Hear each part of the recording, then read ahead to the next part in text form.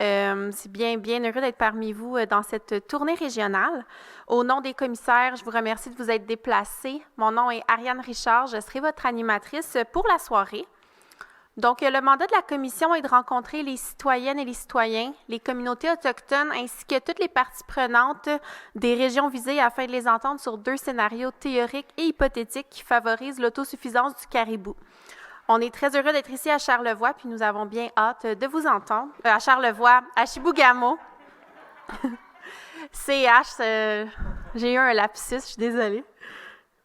On est convaincus que les échanges d'aujourd'hui seront très enrichissants et très constructifs.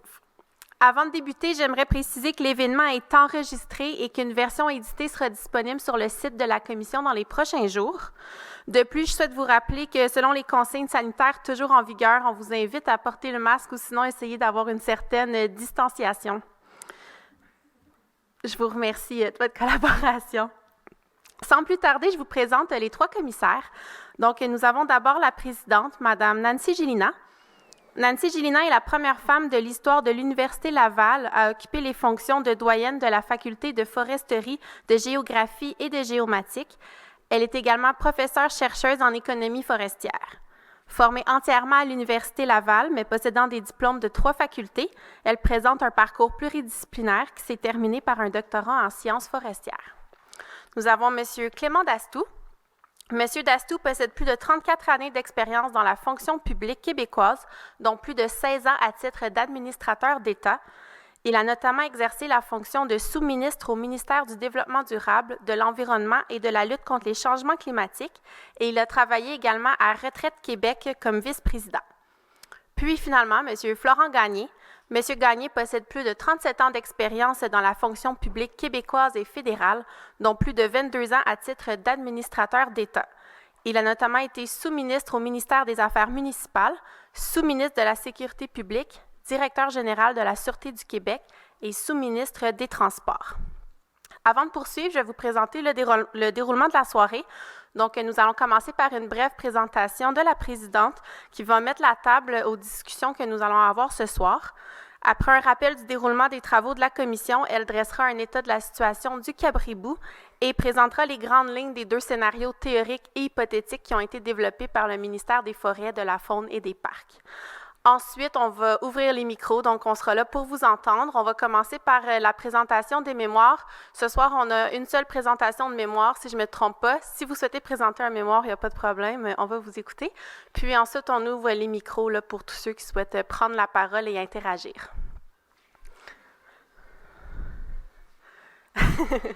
Tout le monde cherche, c'est qui?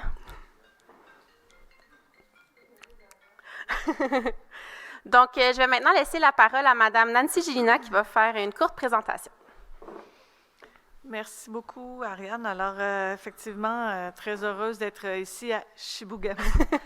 On a testé les 2 microbrasseries de la place. C'est vraiment super. Alors, on est content. Non. Présentation très brève du document de consultation que vous avez peut-être déjà consulté d'ailleurs. Donc, je commencerai par mettre le bouton « On ». Donc, le rappel de la mission ou du mandat, en fait, qu'on a eu comme commission, c'est vraiment donc un mandat qui a été donné par le ministère des Forêts, de la Faune et des Parcs. Une mission ou un mandat, d'aller au-devant, au-delà voyons, mon Dieu Seigneur, j'ai pas pris de bière en plus, c'est ça le pire à la microbrasserie, d'aller à la rencontre des citoyens, des parties prenantes, des communautés autochtones, pour les entendre sur les préoccupations, les enjeux que soulève la protection du caribou et surtout sur les pistes de solutions qu'ils ont à nous offrir. Donc, pour y arriver, on a différentes étapes à franchir. La première, évidemment, les 3 commissaires, nous avons pris la peine de lire énormément de documents scientifiques, de rapports du gouvernement pour en apprendre le plus possible sur la situation, sur ce qui a été fait jusqu'à présent, ce qui a été mis en place par le gouvernement, etc. Donc, avec cette information-là en tête, on entame les audiences. Donc, nous sommes rendus à la 4e, 5e, 4e audience. Et donc, à cette occasion-là, nous entendons évidemment les gens donc, qui viennent s'exprimer au micro, qui viennent exprimer, comme je disais tout à l'heure, leurs préoccupations, mais aussi les pistes de solutions. En plus de ça, on a des mémoires qu'on reçoit qui sont soit par des individus, soit par des organisations.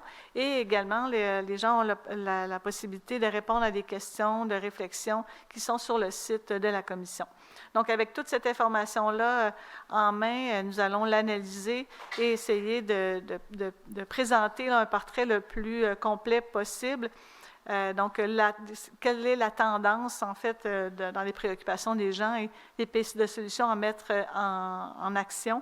Donc, le rapport de la commission présentera des recommandations au gouvernement. Donc, peut-être une chose rapide, l'état de la situation. Pour bien clarifier les choses, on est conscient de l'état actuel de la situation là, des caribous, donc le déclin de toutes les populations de caribous au Québec.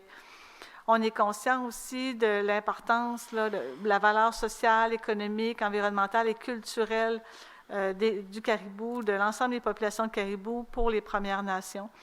Et donc, depuis 2016, le gouvernement a mis en place son plan d'action, donc il y a différentes étapes à franchir. Et la commission s'inscrit dans ce plan d'action-là où on va vraiment donner la voix à la population. On est également conscient des facteurs de déclin, donc des facteurs qui sont bien connus, bien documentés par les recherches, donc par les données scientifiques. Facteurs de déclin qui sont, par exemple, les perturbations anthropiques, les perturbations naturelles, aussi tout ce qui entoure le dérangement humain des populations de caribous, que ce soit par les activités écotouristiques, par exemple, ou les insectes et maladies. Donc, tout ça, encore une fois, c'est bien connu. Il y a une imposante revue de littérature qui a été faite à ce sujet-là. Donc, c'est avec toute cette information-là en tête que nous avons entamé notre tournée. De son côté, le ministère a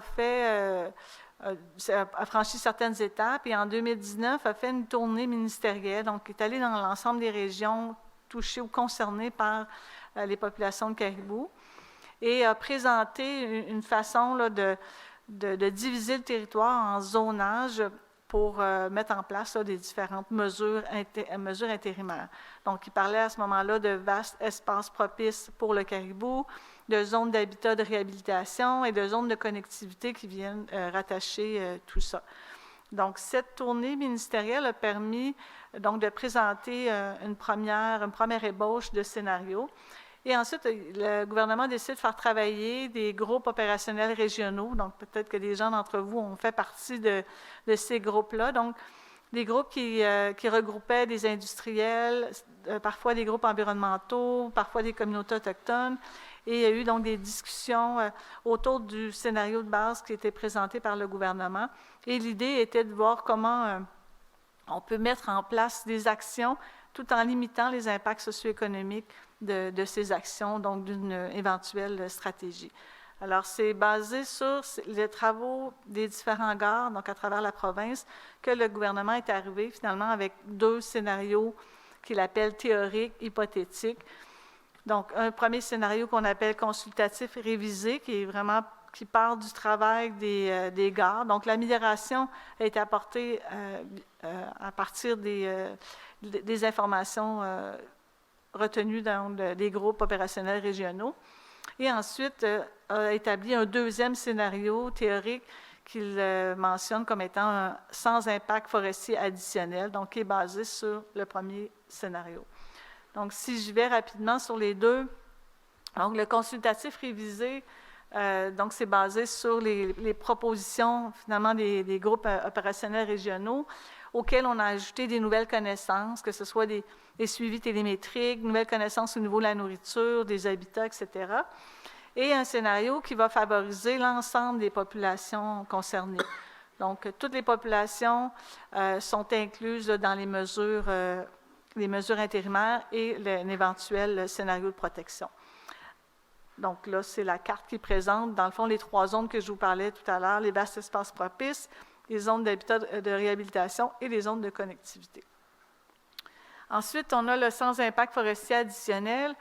La réflexion en arrière, c'était de dire qu'il faut limiter le plus possible les impacts socio-économiques.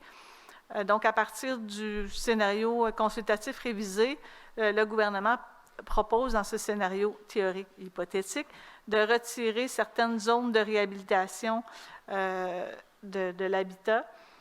Et donc, ce que ça donne là, dans la carte, comme je dis à chaque fois, vous ne voyez absolument rien sur cette carte-là, mais si vous voulez, vous pouvez consulter le document. Mais ce qu'il faut retenir, c'est que par rapport au premier scénario, le gouvernement propose avec celui-ci de retirer toutes les zones d'habitat de restauration, donc qui impactent la population de Val-d'Or, Charlevoix, Pipe-Moican, Péribonka, et du même souffle, enlève toutes les zones de connectivité qui ne sont plus pertinentes pour relier les deux types de zones. Donc, avec ce deuxième scénario, l'objectif, c'est de dire on limite donc les impacts socio-économiques, donc l'impact sur la possibilité forestière, et on concentre les énergies, des investissements à préserver les populations qui ont le plus de chances de survivre. C'est un peu la philosophie en arrière, et je rappelle que c'est le ministère des Forêts, de la Faune et des Parcs qui a proposé ces scénarios. Donc, ici, pour la région, il n'y a pas vraiment de scénario là, qui concerne la région directement ici. En fait, c'est le même plan d'aménagement intégré qui s'applique. Donc, je présente rapidement l'impact pour l'ensemble de la province. On parle d'un impact sur la possibilité forestière additionnelle d'environ 900 000 mètres cubes, donc qui serait diminué encore de la possibilité. Ça, c'est dans le consultatif révisé, alors que le sans impact additionnel, au contraire, on vient libérer des massifs forestiers qui étaient jusqu'à présent préservés pour le caribou. Et donc, ça vient au contraire augmenter la possibilité. Et donc, dans les estimations des retombées économiques, on parle en termes d'emploi, on parle en termes de contribution au PIB. Et là, ça tourne autour de 800 emplois qui seraient perdus là, liés à la perte à la diminution de la possibilité forestière.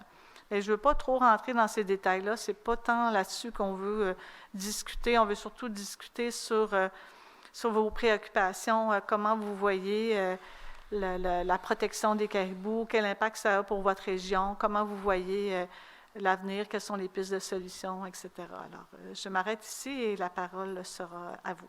Merci. Merci beaucoup, Mme Gélina, pour la présentation. Pour ceux et celles qui souhaitent en apprendre plus, la Commission a rendu disponible son document de consultation sur son site Internet, donc vous pouvez le télécharger. Vous pourrez voir les cartes en format un petit peu plus grand là, pour bien comprendre tous les changements.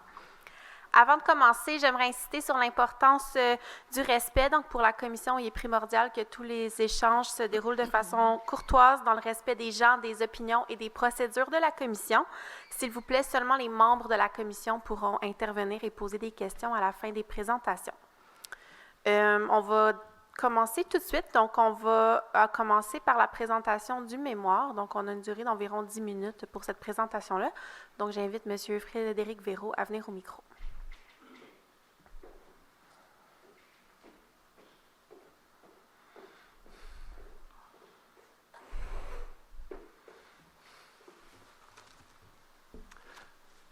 Bonsoir, Madame la Présidente, Messieurs les commissaires.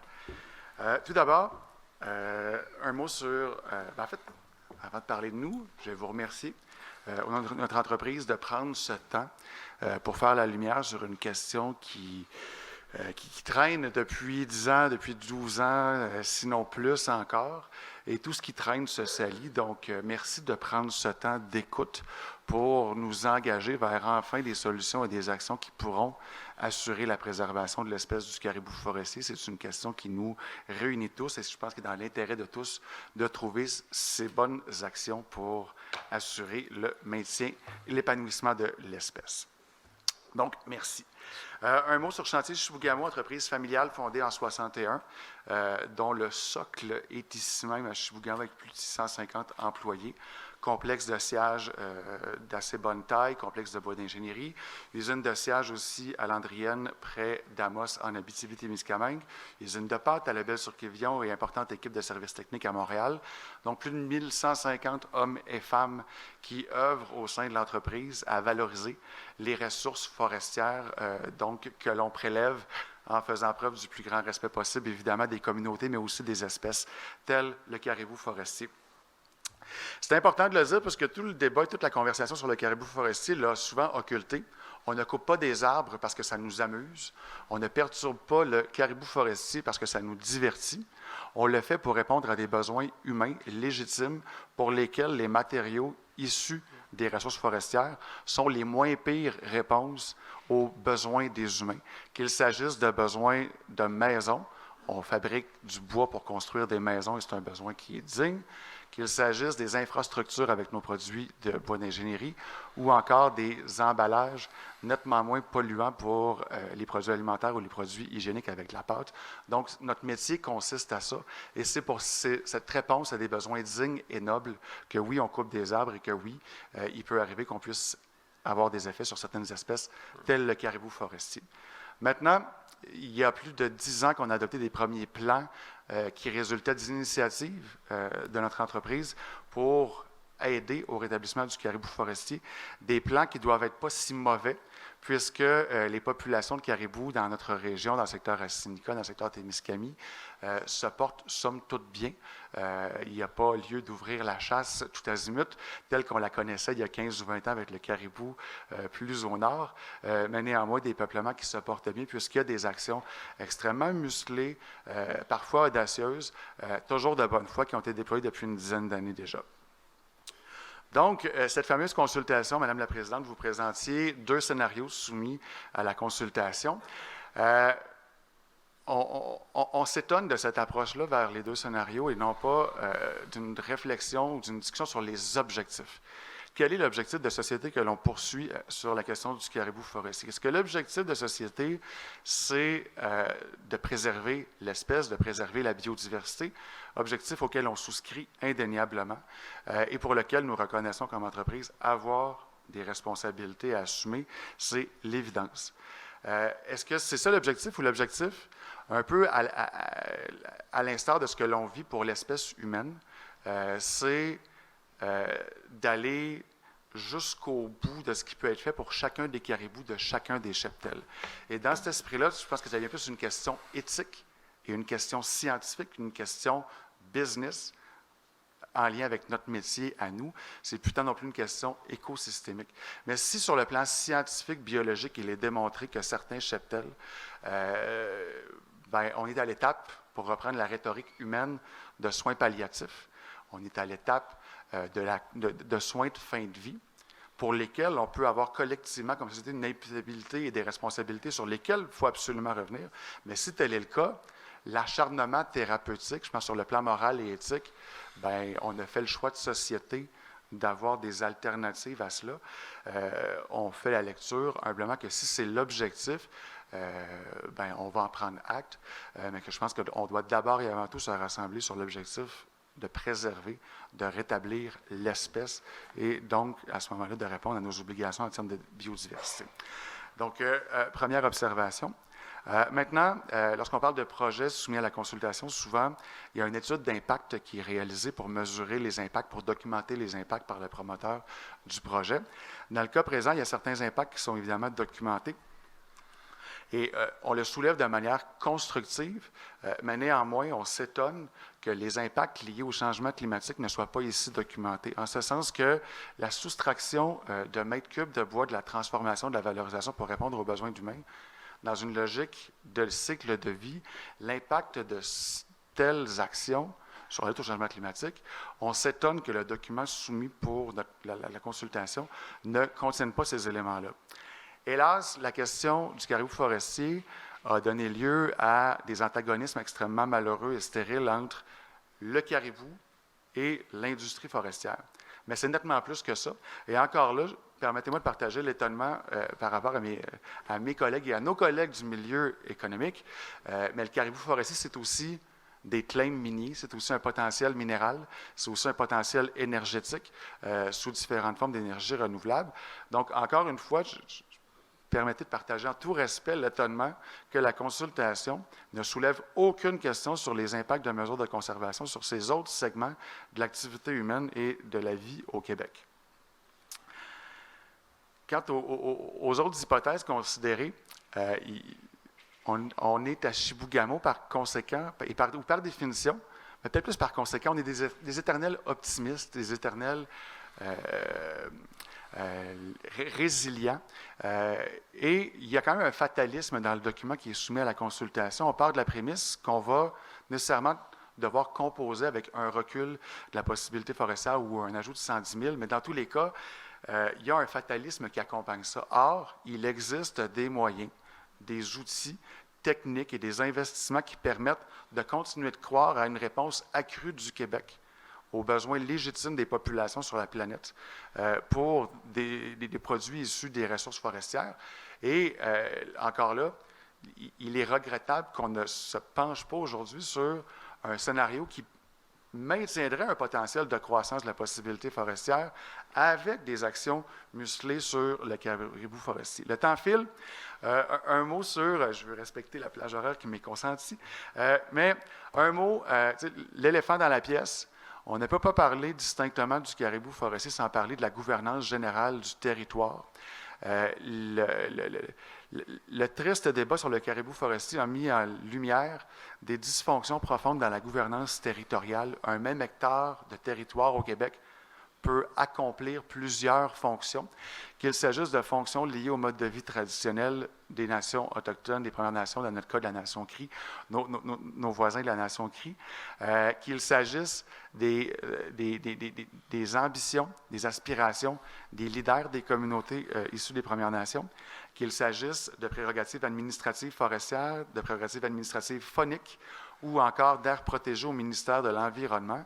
Il y a une absence de coordination fort malheureuse qui conduit à une addition d'interventions où on met plein d'hectares côte à côte, alors qu'en coordonnant l'action par ailleurs gouvernementale, il y aurait manière d'optimiser la réponse à plusieurs besoins sur un même hectare de territoire. C'est une évidence. Et nous soumettons l'idée que malheureusement, une boule de cristal peut suggérer que peu importe la conclusion, peu importe le scénario le plus ambitieux, le plus engagé pour le dernier des caribous du cheptel le plus vulnérable, les recommandations seront critiquées par certains groupes et poursuivront cette crise de confiance à l'égard de l'intégrité et du bien fondé de la récolte des ressources forestières. Et dans cet esprit-là, je pense qu'il faut prendre acte, après quelques années, que ce double rôle confié au ministère des Forêts, de la Faune et des Parcs conduit à un enjeu de confiance et de crédibilité quant à la gestion d'enjeux fauniques comme ceux-là. Nous sommes une industrie extrêmement pertinente pour une économie contemporaine. On répond à des besoins légitimes. On a besoin, comme d'autres filières ont besoin d'une réponse en énergie pour de l'aluminium plus écologique.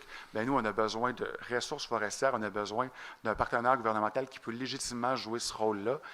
La combinaison du rôle de protection d'espèces menacées telles le caribou nous a démontré qu'il y avait des limites à la portée de l'action du ministère des Forêts, à la réceptivité des populations à cette action-là. Donc, on ne peut pas aujourd'hui parler du sujet sans évoquer cela.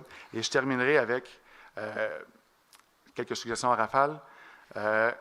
Cloche de verre, le caribou forestier, par définition, se déplace sur un comportement qui est imprévisible. Et la situation au nord, on a connu les belles années de la pourvoirie Mirage, sur la 3e rue ici, les pick-up passaient avec des caribous dans la boîte, à raison de quelques caribous par quatuor de chasseurs, parce qu'il y en avait à perte de vue. Il n'y en a plus de chasse aujourd'hui et il n'y a jamais eu de coupe de bois autour de la pourvoirie Mirage. Ce que je suggère, ce n'est pas de minimiser le rôle de l'industrie forestière en lien avec l'espèce du caribou forestier, mais c'est que le comportement peut évoluer. Et des mesures de protection ad vitam aeternam, telles qu'on fait des aires protégées, ne nous semblent pas, à la lumière de ce que l'on comprend de la situation scientifique, des réponses compétentes, et ce seraient des réponses donc moins impactantes sur la possibilité forestière. Limite nordique. Il y a des changements climatiques, il y a une évolution sociale, territoriale, climatique et écosystémique. Il y a un potentiel de compensation, parce que souvent, tout promoteur qui a un projet avec des impacts veut les compenser. Au-delà de la limite nordique, on a des options de compensation pour limiter ou voire augmenter la quantité de bois disponible. Et c'est tout le Québec qui ferait le choix de société de protéger le caribou forestier. Comme tout le Québec a choisi la paix des braves, comme tout le Québec peut composer avec des feux de forêt ou avec une prochaine espèce qui sera en péril dans les années à venir, il est temps de repenser la manière de gérer les impacts dans les seules régions qui subissent les contre-coups de perturbation du territoire ou de la vocation du territoire. On l'a vécu avec la paix des braves ici. C'est un choix de société qui a bénéficié à tout le Québec et la seule région du nord du Québec en a absorbé les contre-coups forestiers. Ça n'a pas de bon sens. Et si aujourd'hui le caribou forestier conduit à un étau sur des collègues comme Boissaco à Sacré-Cœur qui s'approvisionnent sur la Côte-Nord, ça n'a pas plus de bon sens. Il y a plus de 20 millions de mètres cubes de possibilités de résineux au Québec et il est temps de repenser ça pour éviter qu'on soit toujours en opposition environnement, espèces menacées et industrie forestière. Ça rend service à personne. Merci. Merci beaucoup. Bon, le temps des applaudissements, ils ne viennent pas. Alors, Monsieur Verreau, vous avez parlé des actions musclées qui ont déjà été mises en place, entre autres pour les populations de Témiscaming et Sinica. C'est quoi, par exemple? Est-ce que c'est des genres d'actions qu'on pourrait reproduire pour les autres populations? Ce sont des mesures avec une perspective évolutive dans le temps, donc ce ne sont pas des aires protégées, mais des mesures qui tiennent compte de l'emplacement ici maintenant des populations. Et c'est vraiment de restreindre évidemment l'activité. On a le défi dans le territoire du Nord québécois, dans le territoire de la région administrative du Nord-Québec ou le territoire Iou-Ichty-Baie-James, d'exécuter la récolte de bois, non pas selon nos décisions de gestion, sur les prescriptions du traité de nation à nation de la paix des braves, réalité avec laquelle on s'accommode évidemment très, très bien. Néanmoins, et c'est là où le secteur Témiscaming s'y prêtait, par son emplacement, sa localisation, on pouvait préserver d'immenses massifs de sérénité et de quiétude pour l'espèce. La recette, ce n'est pas nous qui l'avons inventée, la science, elle est sans équivoque. Le caribou a besoin de sérénité. Or, dans le nord du Québec, ceux qui connaissent le sujet le savent, on ne récolte pas du bois pour la sérénité du caribou, on récolte du bois tout partout, par petites parcelles, pour maximiser la régénération qui conduit à la présence de feuillus, pour l'épanouissement de l'orignal qui est à la base du mode de vie traditionnel de la nation crie. Donc, l'orignal est épanoui. La nation crie a évidemment des conditions qui sont améliorées pour la chasse de l'orignal. Or, ce que l'on fait en vertu de ce qui est prescrit par le traité de nation à nation est en contradiction avec les besoins de sérénité, de plus grands massifs à aménager et d'immenses massifs à préserver du caribou forestier. Donc, c'est le défi que l'on a, mais néanmoins à Sinica, Témiscaming, sérénité, le mot d'ordre sur de grands massifs. OK, merci. Vous avez parlé d'un antagonisme au début de votre présentation qui s'est créé entre l'industrie forestière et certains groupes. On pense surtout aux groupes écologiques, peut-être d'autres groupes aussi. Puis vous avez bien raison de souligner qu'on s'en va nulle part quand on se chicane entre groupes. Il faut trouver des solutions qui vont mettre tout le monde autour de la table. Est-ce que vous auriez une recette à nous donner pour rapprocher les parties? Bien, je pense qu'à partir du principe où on part de constats qui sont indéniables, le caribou forestier est une espèce qui est menacée. L'activité industrielle a un impact sur les perspectives de rétablissement du caribou forestier. Puis on coupe des arbres pour la moins pire des réponses à des besoins éminemment légitimes. Si on part de ces constats-là, on va pouvoir avoir une conversation intelligente. Mais je pense que on a des responsabilités, on a une imputabilité, il faut la nommer, la reconnaître, et ça commence par là. Maintenant, on a fait beaucoup des débats de moyens. Sur ceci, sur cela, très, très, très perceptuel, mais on n'a pas eu de conversation sur les objectifs. Et c'est un peu l'esprit là, de ce que je vous soumettais en introduction. Mais encore là, qu'il s'agisse de groupes environnementaux, d'ONG, de militants, de citoyens, de Premières Nations, peut-on d'abord établir les objectifs que l'on poursuit sur un sujet comme celui-ci, au lieu de faire un débat. Et par définition, dans un débat, ça prend deux castings. Ça prend un pour, ça prend un contre, ça fait un beau freak show, puis ça remplit les journaux. Bien là, on a fait un beau freak show, puis on a rempli les journaux, mais on n'a éduqué personne sur les besoins de rétablissement de l'espèce. On a mobilisé personne sur des objectifs crédibles et légitimes, puis ça fait 12 ans qu'on fait juste effriter la confiance entre le bien fondé de couper du bois, puis comment on le fait avec dignité et respect au Québec. Juste peut-être une petite oui, vite. allez-y. Quand vous parlez de compensation financière, c'est des compensations financières dont vous parlez ou des compensations en termes de volume de bois alternatif à ce qui serait, à ce qui vous impacte, mettons? Les deux, Monsieur le commissaire, le temps est parti aujourd'hui, là, il ne permettait pas d'élaborer sur chacun des éléments qu'on a pu considérer. On va déposer un mémoire écrit dans lequel on élaborera, mais sur le plan des compensations, on est convaincu que des budgets d'investissement en sylviculture déployés à l'échelle du Québec et répartis à l'échelle du Québec peuvent largement ajouter plus que le million de mètres cubes qui potentiellement serait soustrait si on renonçait aux soins palliatifs et qu'on continuait les soins thérapeutiques jusqu'à la fin, d'une part. D'autre part, au nord de la limite nordique, et on l'a vécu, on a récupéré des volumes très, très loin de la limite nordique avant que les bassins d'eau soient générés à la construction des centrales Eastmain 1 et Eastmain 1A avant les années 2010. Du bois extrêmement compétent à la valorisation industrielle, à la réponse aux besoins des humains auxquels on s'attend avec nos usines. Donc, la limite nordique, sur la pointe des pieds, peut-être dans un modèle créatif impliquant les Premières Nations, mais les volumes au-delà de la limite nordique ont indéniablement une compétence pour répondre aux besoins des humains pour lesquels on est une courroie de transmission avec nos usines. Et compensation financière, encore là, on observe nos collègues de la Colombie-Britannique gérer leur forêt publique depuis une quinzaine d'années. Et lorsqu'il y a eu une crise sans précédent dans le secteur forestier dans les années 2008 environ, la Colombie-Britannique a accompagné la réorganisation de l'industrie. Ça n'a pas été le chaos, ça n'a pas été au plus fort la poche. Il y a eu un accompagnement des compensations financières versées aux entreprises qui étaient appelées à fermer en marge de cette réorganisation de l'industrie forestière. Aujourd'hui, comme nous, on peut le faire avec le caribou forestier, la Colombie-Britannique fait le choix de société de soustraire des millions, pas un, là, au-delà de 10 millions de mètres cubes de possibilités forestières pour des forêts anciennes. C'est leur choix de société. Ils ne laissent pas les gens mourir, ils ne laissent pas 100% des usines vivoter avec une pression sur tout leur volume ou une ou deux usines mourir dans le coin. Ils accompagnent ça. De la même manière que le Québec a fait le choix de société de ne plus exploiter des hydrocarbures, on a versé plus de 100 millions de dollars en indemnité aux entreprises qui s'y étaient investies. Des fois, on exproprie des gens parce qu'on change la vocation d'un territoire pour une décision ou une infrastructure collective.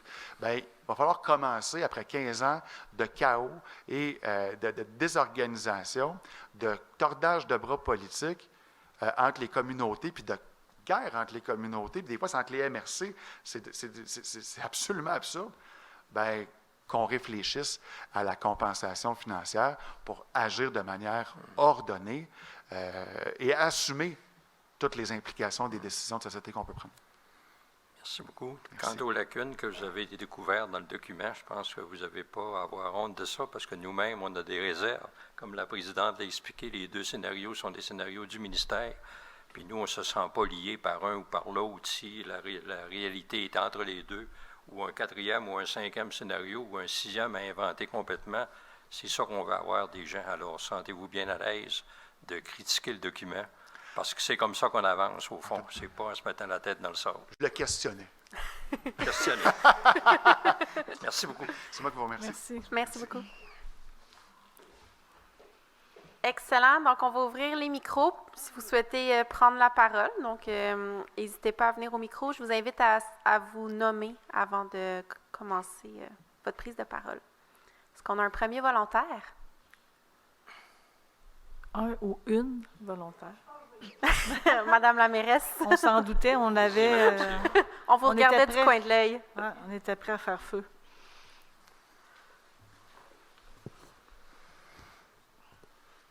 Alors, bonsoir. Bonsoir. J'aimerais vous souhaiter la bienvenue à Chibougamau, à la baie James Miouichi. Merci. J'aimerais aussi excuser ma collègue de Chappais. Là, je vais vous dire un secret d'État, mais un matin, elle a testé positif à la COVID à son tour. Bon. Donc, on est tous en train de passer à travers, comme on dit. Moi, je ne suis pas une scientifique. Je suis une mairesse de Chibougamau depuis 12 ans. Je suis présidente du gouvernement régional Miouichi-Baie-James. Je suis membre de la commission de l'environnement, consultatif de l'environnement de la baie James. Et ça fait 32 ans que je vis à Chibougamau.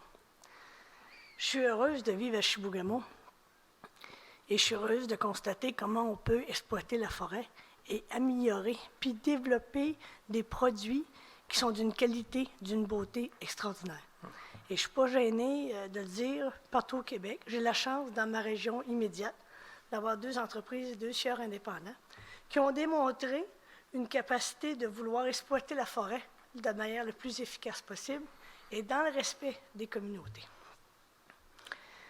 Une fois que je vous ai dit ça, j'ai eu aussi, malgré mon jeune âge, l'occasion de voir aussi la signature de la Paix des Braves. Moi, je crois foncièrement que dans le nord du Québec, il n'y en a pas tout le monde, puis qu'il faut cohabiter, Cris et Jamaisiens ensemble.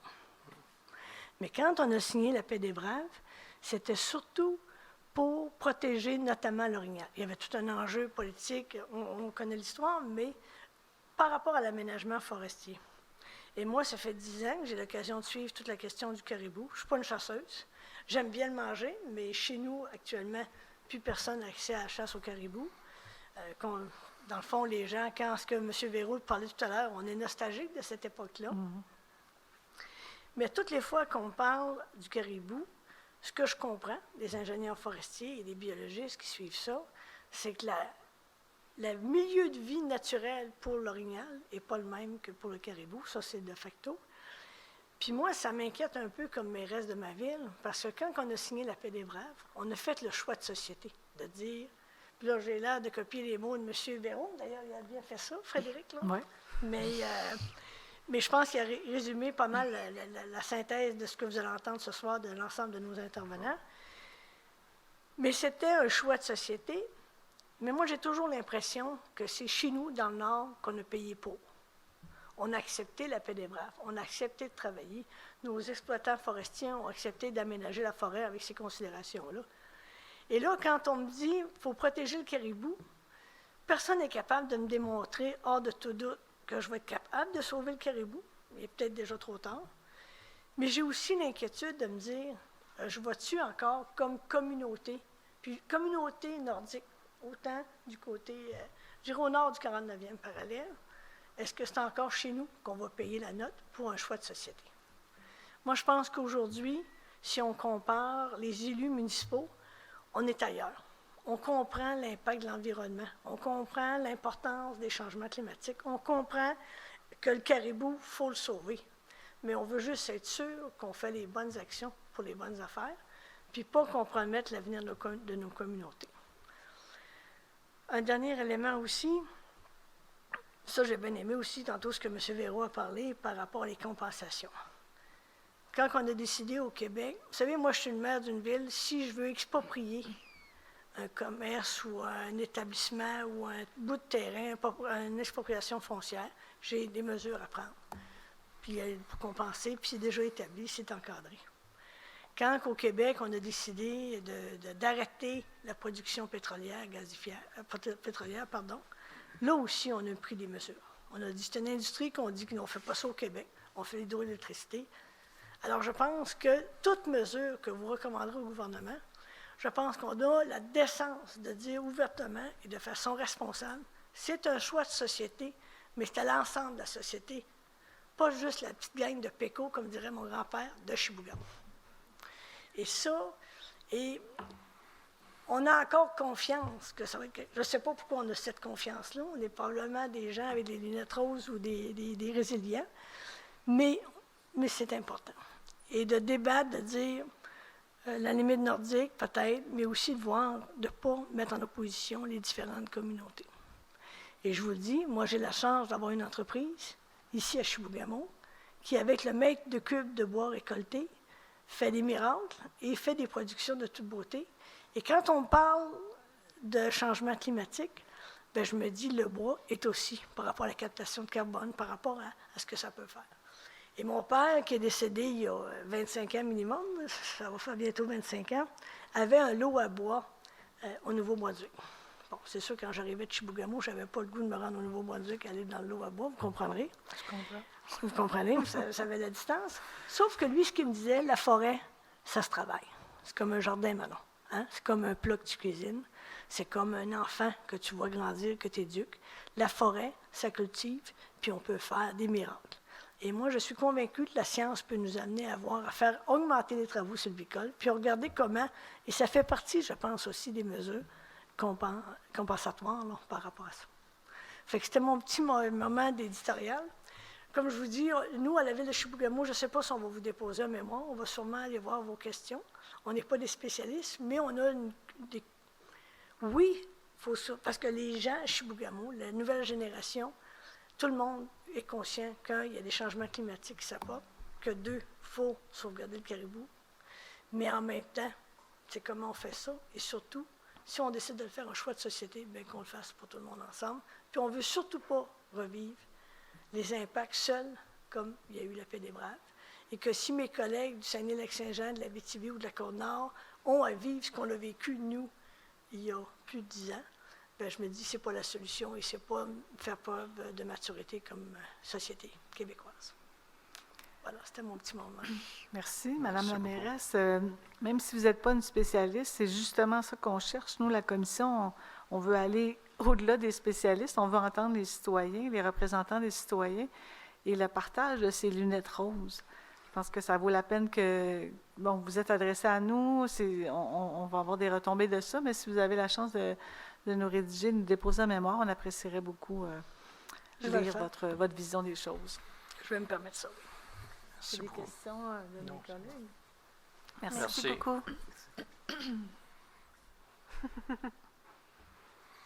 On avait prévu plus de temps pour vous, Madame la mairesse. J'avais entendu dire que...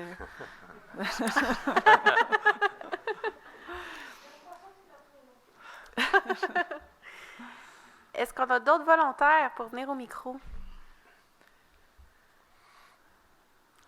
Vous partagez tous la même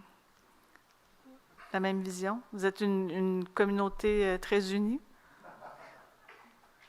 Ou c'est parce que les autres n'osent pas, mais si vous n'osez pas publiquement, vous pourrez nous le dire autrement, il n'y a pas de problème.